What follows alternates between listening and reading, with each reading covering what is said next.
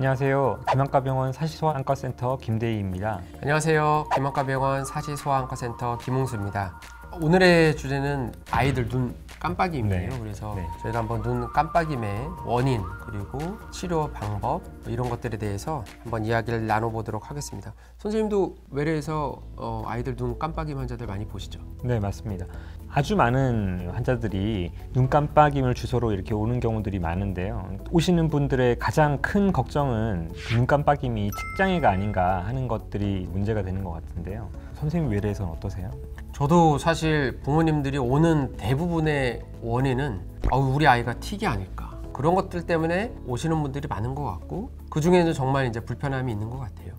선생님은 가장 흔하게 보는 눈 깜빡임의 원인이 뭐라고 생각하세요? 제 외래에 오는 환자들의 대부분은 그 속눈썹 찔림이 굉장히 많은 것 같은데요. 우리나라 그 사람들의 그 얼굴 모양 자체가 그러니까 아래 눈꺼풀이나 윗눈꺼풀 자체가 이제 살이 많아서 그러니까 밀리는 경우들이 꽤 있기 때문에 속눈썹 찔림 환자들이 굉장히 많은 것 같고요. 그러니까 눈곱 증상도 있고 눈을 비비는 증상도 있고 그러니까 그런 증상들이 같이 동반되는데 치료를 하고 나면은 그런 증상들이 굉장히 드라마틱하게 좋아지는 것들을 많이 보게 되거든요. 그래서 그런 환자들이 굉장히 많은 것 같습니다.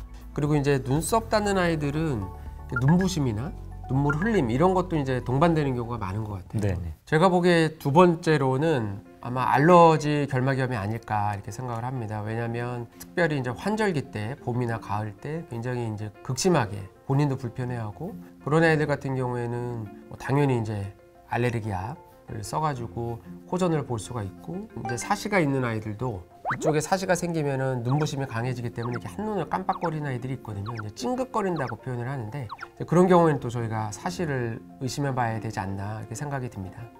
사실 지금까지 말씀드린 질환들의 지금 그 설명들을 들어보시면 눈을 깜빡이는 형태도 굉장히 질환마다 다양하거든요. tik장애 같은 경우는 좀 불규칙적으로 그 일반적이지 않은 그런 증상들이 같이 동반되는 경우들이 많이 있거든요. 뭐 눈썹을 같이 들썩들썩 거린다든지 아니면은 몸을 같이 움직인다든지 그래서 그런 부분들을 가지고도 이제 감별하는 부분들이 있는데 이제 부모님들이 판단하시기에는 조금 어려움이 있지 않나 이렇게 생각을 합니다. 얼마 전부터 저희 큰아이가 이제 눈을 깜빡이기 시작했어요. 그래서 저는 그냥 역삼동 깜빡이라고 뭐 그렇게 놀리기도 하지만 그러니까 저는 이제 안과 의사지만 불안한 마음이 있어요. 얘가 평생 가지 않을까 이런 깜빡임이. 그러니까 그런 것 때문에 잘 모르시면 병원에 내원할 수밖에 없겠더라고요. 근데 제가 뭐 유추해 보건데 우리 아이는 약간 알레르기 경향이 있으니까 그래서 알레르기 약을 처방해서 넣고는 있는데 이제 부모님들에게는 그런 좀 궁금함 때문에 이제 먼 길을 찾아오시는 게 아닌가 생각이 듭니다.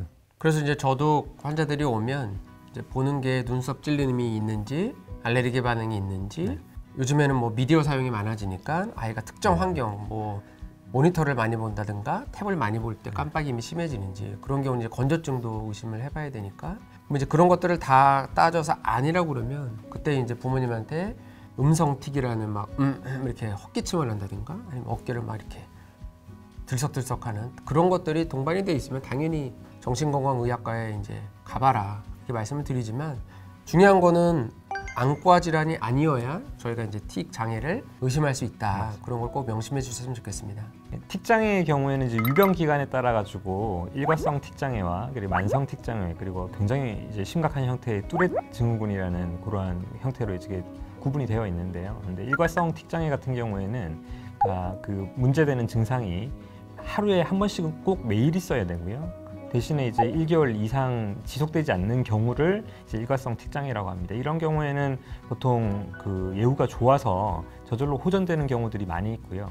만성 tik장애 같은 경우에는 그러니까 그 증상이 이제 매일매일 지속되는 게 3개월 이상 지속되는 그러한 형태를 갖다 만성 tik장애라고 하는데 그런 형태는 조금 예후가 좀 덜 좋기 때문에 가서 이제 상담을 받아보시는 게 좋을 것 같은데 대부분의 이제 안과에 오시는 그러한 질환들 같은 경우에는 예를 들어서 이제 눈썹 찔림이나 그러니까 그 알러지성 결막염 같은 경우는 그렇게 1개월 이상 이렇게 지속되는 경우들이 좀 드물거든요. 그런 부분들도 질환을 갖다가 감별하는 데 도움이 되실 수 있을 것 같습니다.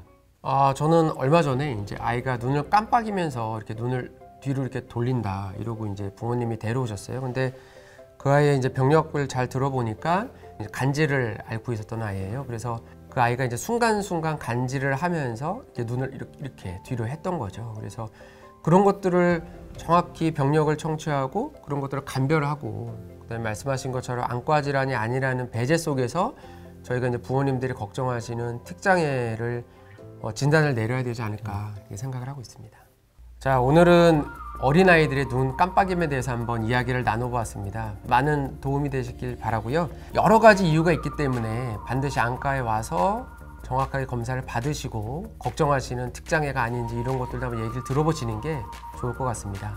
오늘 수고 많으셨습니다. 수고하셨습니다. 여러분의 눈 건강 해피아이 김한과 병원이 함께합니다. 감사합니다. 감사합니다.